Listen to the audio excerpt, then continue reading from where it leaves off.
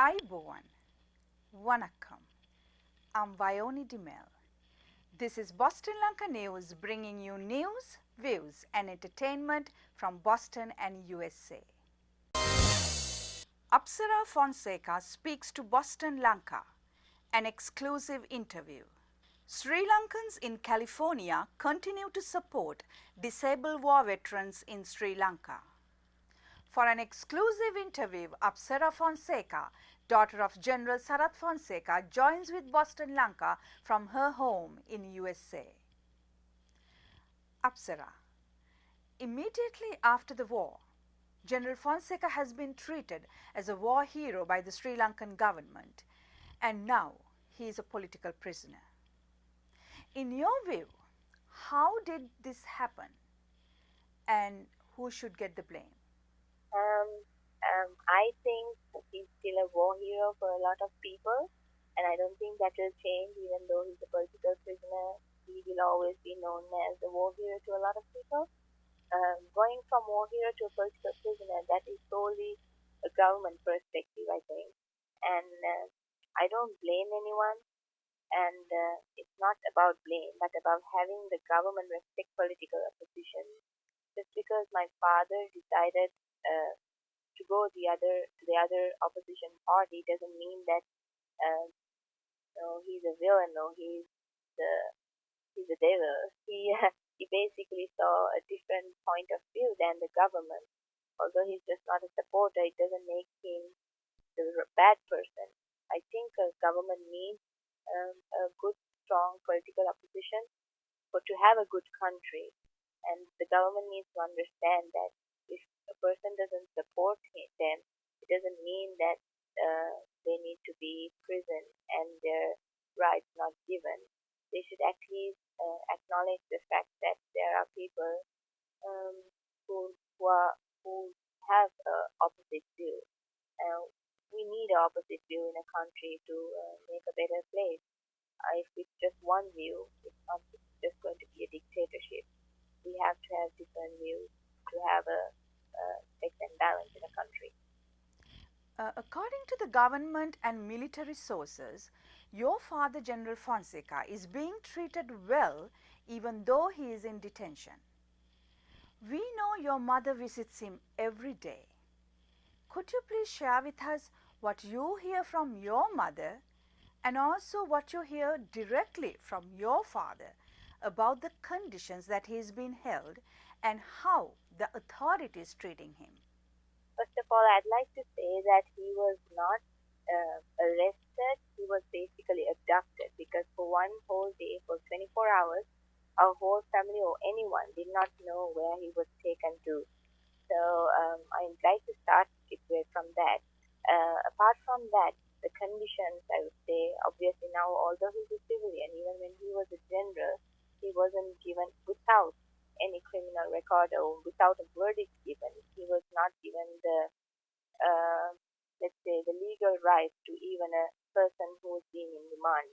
He doesn't get to see his personal doctor because in a person who is not who's in jail but who's not convicted has the right to see their personal doctor. He's not given the chance to go out. He's basically in that 10 by 10 room the whole day, 24/7. He doesn't see the sunlight. A normal unconvicted criminal, I mean not a criminal, an unconvicted person has the right to stay outside under the sunlight for 4 hours at least per day due to health conditions, skin conditions, but he's not given that. And then he's not given the chance to take in x-rays, which is really vital because he has a lot of shrapnel from the suicide attempts, the three suicide attempts that happened on him, which the shrapnels are moving. So it's really vital that he needs to get x-rays, but they're not letting him. They don't bring the x-ray machine or they're not letting him go to a hospital to get the x-rays. Apart from that, he doesn't get fresh air. He's inside the whole time with all the panels, the planks in the seat. And my mother gets to see him once a day now. It used to be 3 times a day, but since now he's supposedly a civilian, not a general, he gets just one time to see my mother.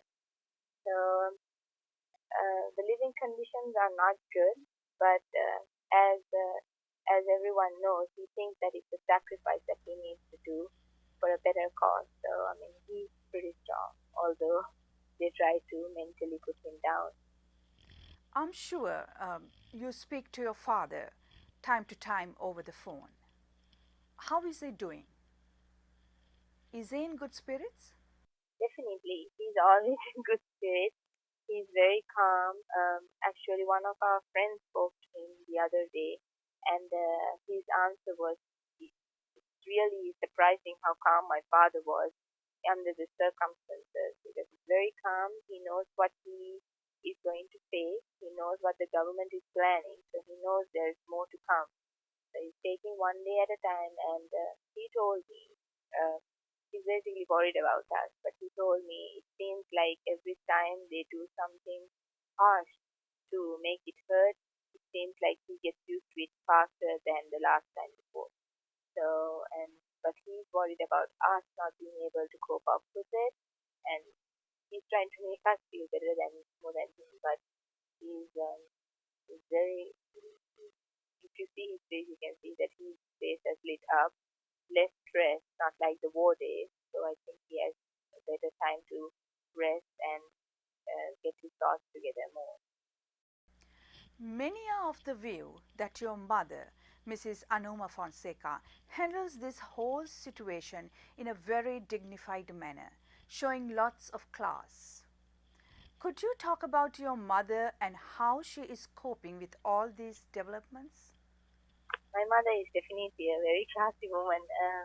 My mother has always been a very strong woman because when my father was, I think since the day we were born, um, to lately, father was always in the war zone. So my mother had to basically fill up the gap where my father was not there for us also. So she has always been strong. She's gone through 3 suicide attacks on my father. She's gone through us growing up. She's always had inner strength. I mean, it shows now more than ever. She's a lady when things get hard. I think she shines more than ever, and she would not even let us give up. She has so much determination. She encourages us, and she's a very headstrong lady. Although she really does have a very warm heart that melts really fast, but she knows when she needs to be strong.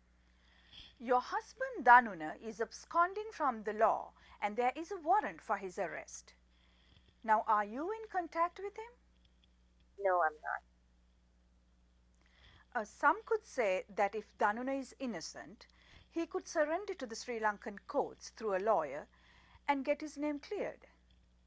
Why do you think that he does not want to do that? From from what's coming out as it is, you can see that there is nothing involving Danuna for any of these deals or any of these armies. Even the government says it. But the fact is, there is no law, as we can see right now in the country. Obviously, the day we believe and there's something fair for us, I think it will be all right for him to come out. But I mean, the family can't bear the thought of having the men in our family, the 2 men in our family inside jail, and it will be the same. They will keep on. We have a uh, emergency law that the government can misuse and keep them in remand as much as they want, as long as they want.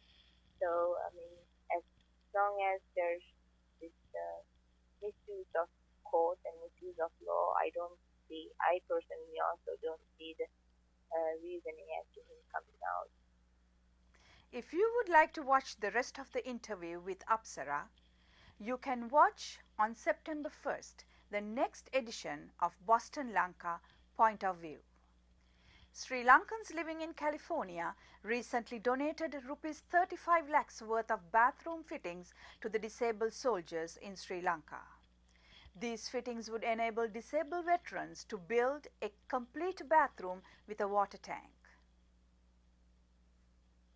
Proceeds of the recently held Sri Lankan variety show in Los Angeles, Run One Rayak, was used to support the welfare of the disabled war veterans. That concludes our news edition.